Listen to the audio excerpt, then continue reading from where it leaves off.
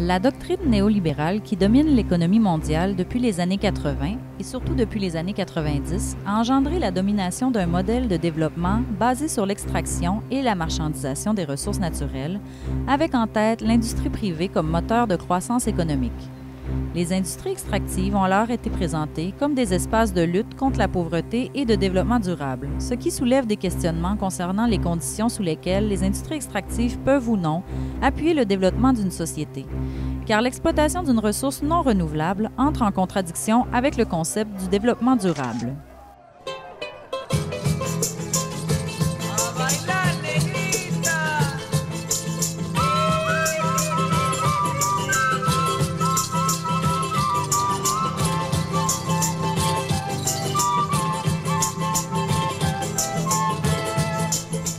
Dans plusieurs pays de l'hémisphère sud, l'économie nationale est basée sur l'exportation de matières premières.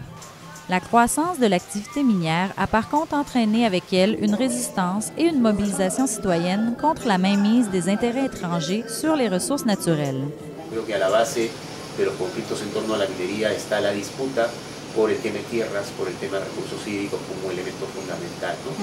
Por supuesto, al lado de eso también hay un cuestionamiento a un marco legal, que es un marco legal sumamente favorable para las comunidades y es extremadamente favorable para las inversiones. Entonces, esta situación de asimetría también es una base muy importante de conflictos.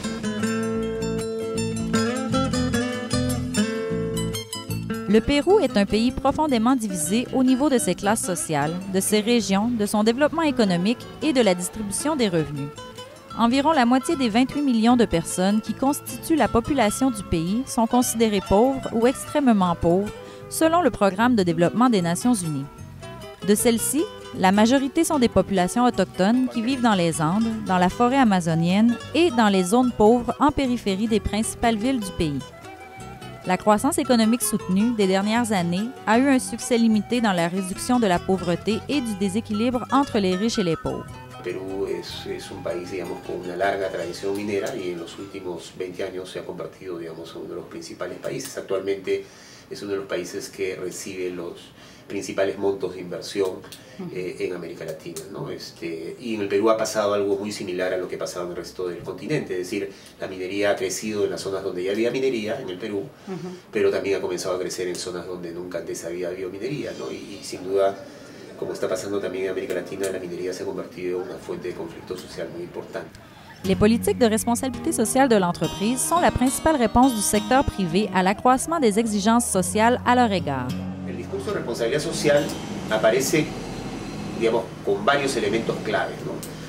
Yo creo que el mensaje de las empresas, por un lado, es decir, oigan, nosotros somos plenamente conscientes, somos empresas modernas o postmodernas y somos conscientes que nuestras actividades generan una serie de impactos negativos, pero no se preocupen, esos impactos nosotros los vamos a controlar a través de nuestros mecanismos de autorregulación, ¿no? Entonces ese es el elemento central. Les mécanismes volontaires des entreprises finissent par remplacer la mise en place de vraies politiques publiques, comme ce fut le cas au Pérou avec l'Aporte Voluntario, c'est-à-dire une contribution volontaire de l'entreprise dirigée aux populations des zones affectées par ses activités minières. Lo que ocurrió fue que el impuesto a las sobreganancias mineras fue reemplazado por un aporte voluntario. Y nuevamente regresamos a este tema de los mecanismos voluntarios de la responsabilidad social y los mecanismos de autorregulación. Es decir, lo que iba a ser una política pública, un impuesto, terminó siendo reemplazado por un aporte voluntario de las empresas que se produce cuando las empresas calculan que hay recursos para dar este incremento en los aportes, ¿no? Pero son recursos que no los maneja el Estado peruano, son recursos que son manejados por las propias empresas en función de sus propios intereses.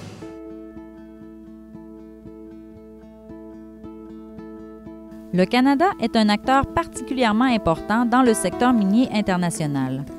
En 2008, plus de 75% des entreprises d'exploration et d'exploitation minière avaient leur siège social au Canada, et ces entreprises avaient des intérêts dans des propriétés minières dans plus de 100 pays dans le monde. En 2009, le gouvernement canadien a annoncé sa nouvelle stratégie en RSE pour les sociétés extractives canadiennes qui travaillent à l'étranger, renforcer l'avantage canadien. Cette nouvelle stratégie propose seulement des mesures à caractère volontaire aux entreprises, ce qui, depuis la perspective de plusieurs organisations de la société civile au Canada comme à l'étranger, est insuffisant. L'État canadiense sin duda debería tener algunos mecanismos de control. Es decir, no es aceptable que las empresas canadienses puedan hacer en el Perú lo que no pueden hacer en Canadá. Y además es evidente, digamos, que los intereses comerciales, los intereses de inversiones de Canadá y países como el Perú van por el sector extractivo. Entonces, sin duda, pensar en nuevos instrumentos, nuevos mecanismos que permitan que, por ejemplo, poblaciones peruanas puedan reclamar en alguna instancia el Estado canadiense sobre prácticas que atentan derechos económicos, sociales, culturales, ambientales de empresas canadienses, me parecería que esos serían instrumentos sumamente importantes, ¿no?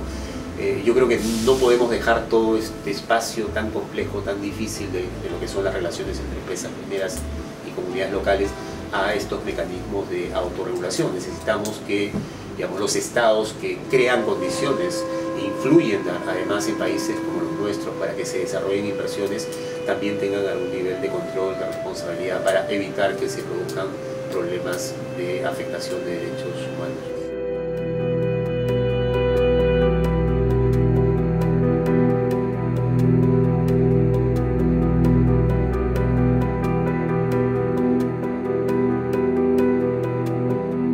Pour que les industries minières puissent appuyer le développement d'une société, il faut d'abord s'assurer que les droits des populations touchées par l'activité minière sont respectés.